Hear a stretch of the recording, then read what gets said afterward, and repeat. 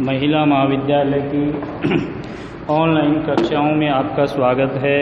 मैं रतिराम कंकर, व्याख्याता हिंदी। आज हम बीए द्वितीय वर्ष से कोणार्क नाटक का शेष अंश का अध्ययन करेंगे। अब तक हमने देखा कि कोणार्क मंदिर का निर्माण पूरा हो चुका है। महाराज नरसिंह देव यवनों पर विजय प्राप्त करके वापस आ चुके हैं। उनके आगमन के पश्चात मंदिर परिसर में उत्सव है और उस उत्सव के समय ही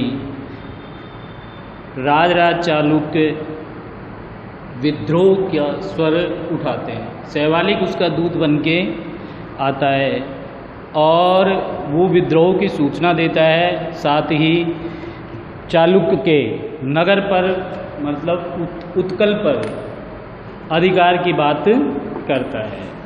उस स्थिति में महाराज क्रोध करके रह जाते हैं, पर उनकी सहायता के लिए धर्मपद एवं अन्य शिल्पी सामने आते हैं और वो कहते हैं कि हमारे पास हथियार तो नहीं है, किंतु हमारे पास में व्यक्तियों की ताकत है, बल है, शिल्पियों का बल है। हमारी संख्या लगभग 12,000 के आसपास है, वो 5,000 के आसपास है, जिसमें 1200 शिल्पी हैं, बाकी अन्य जन मजदूर हैं। वो सब हमारी सेना बनेंगे। तो ये घटनाक्रम आज का हमारा विषय है। शिवालिक को छोड़ दिया जाता है क्योंकि वो एक दूत के रूप में है और दूत अवध्य होता है। उसको छोड़ने के पश्चात शिवालिक चला जाता है। विशु, नरसिंहदेव, राजीव, धर्मपद, महेंद्र ये सब चिंता करते हैं कि इस समस्या का हल कैसे निकाला जाए। तो बात करते हैं तो विशु कहता है कि तीनों प्राचीरों के निकट सेना आ गई है, चौथी और समुद्र है, हम लोग कैसे और क्या करेंगे? कोणार्क की 4 दीवारी के भीतर कुल कितने लोग हैं? नरसिंहदेव कहता है। तो राजीव कहता है लगभग 5,000 हैं, 1200 शिल्पी हैं, बाकी अन्य जन मजदूर हैं, किंतु हथियारों की कोई कमी नहीं है। धनुष बाण तो कमी होंगे और खड़ग भी कमी ही हैं, वे तो इन्हें की नहीं होंगे, राजीव कहता है।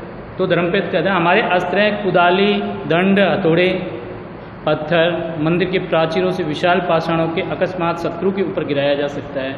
ये एक योजना बताता है धर्मपद, गिराया जा सकता है, तथा जब तक प्राचीर हमारे हाथों में है शत्रु पास नहीं पटकने पाएगा, किंतु कब तक? रात्रि के पहले पहर तक। नरसिंहदेव कहता है कि एक पहर निकल जाए, फिर उसके बाद में समस्या का हल हो जाएगा। उसके बाद हमारा और तुम्हारा काम है महेंद्र, दास कटिबद्ध है स्वामी, महेंद्र कहता है। तो नरसिंहदेव उसको योजना समझाते हैं। क्या कहते हैं कि रात्रि में किसी तरह छिपकर जगन्नाथपुरी जाना है।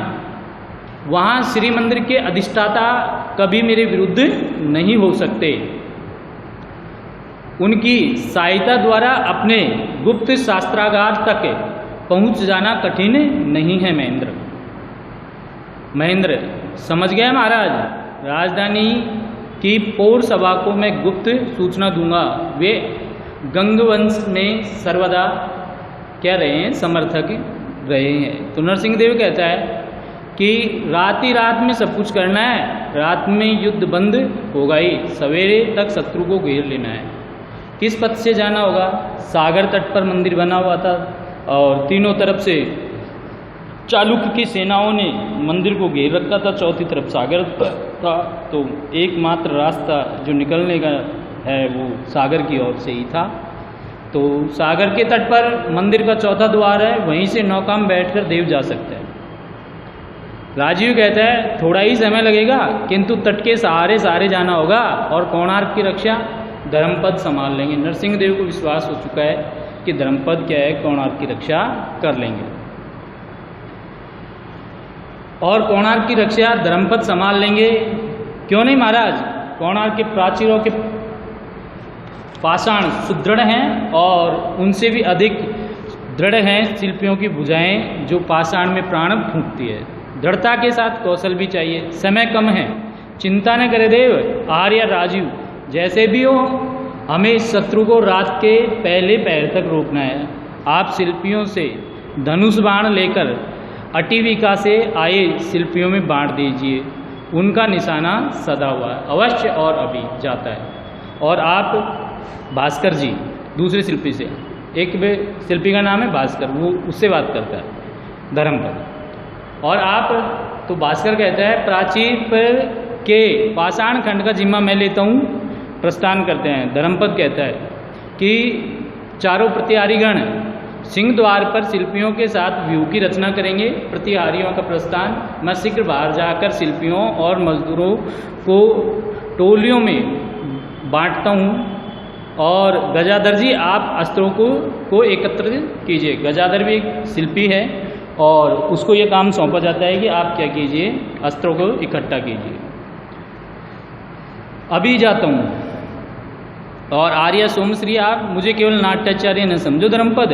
आर्य आप आचार्य विशु के साथ नृत्य मंडली की सहायता से घायलों की शुश्रूषा का भार लीजिए, इलाज का भार लीजिए कि जो सैनिक घायल हो जाए, जो शिल्पी घायल हो जाएगा, क्योंकि युद्ध होगा तो निश्चित वो घायल भी होंगे। हाँ, तो आप उनकी घायलों की जो इलाज है उसका जिम्मा लीजिए। और तुम धर्मपद आज्ञा हो देव, मैं नट मंदिर की छत से निर्देश करता रहूँगा, शत्रु के बाण उधर ही आएंगे, उसके लिए प्रस्तुत हूँ। महाराज, धर्मपद आचार्य विषि ने तुम्हें आज महाशिल्पी का पद दिया है, हम तुम्हें कोणार्क का ध्रुवपति कहते हैं। धर्मपद, इस अकिंचन पर कलिंग नरेश का अपार अनुग्रह है। नरसिंह देव, नहीं, हम तुम्हारे अदम्य साहस और उससे भी अधिक संगठन दक्षता देखकर विस्मित है। तुमने यमन विजेता उत्कल नरेश को अपने वश में कर लिया है। धर्मपद कहता है तब महाराज आपको द्रुपति का आदेश मानना होगा, क्यों नहीं? तो देव, मेरा आग्रह है कि आप मंदिर के पिछले भाग में ही रहे, वह सुरक्षित स्थान है। यदि आपको बाल भी बांका हुआ तो सारी योजना ही निष्फल हो जाएगी। रात्रि के प्रथम पहर तक हमने अपने को तुम्हारे हाथों में सौंप दिया है।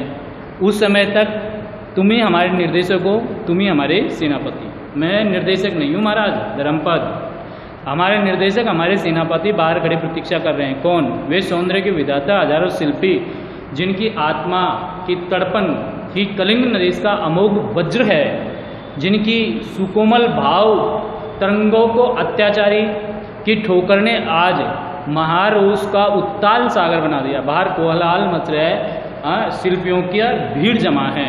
नरसिंह देव कहता है, नरसिंह देव इस महाशक्ति के आगे नतमस्तक है। धर्मपद, तो चले महाराज, युद्ध से पहले इन प्रचंड भैरवी का अवलोकन करें।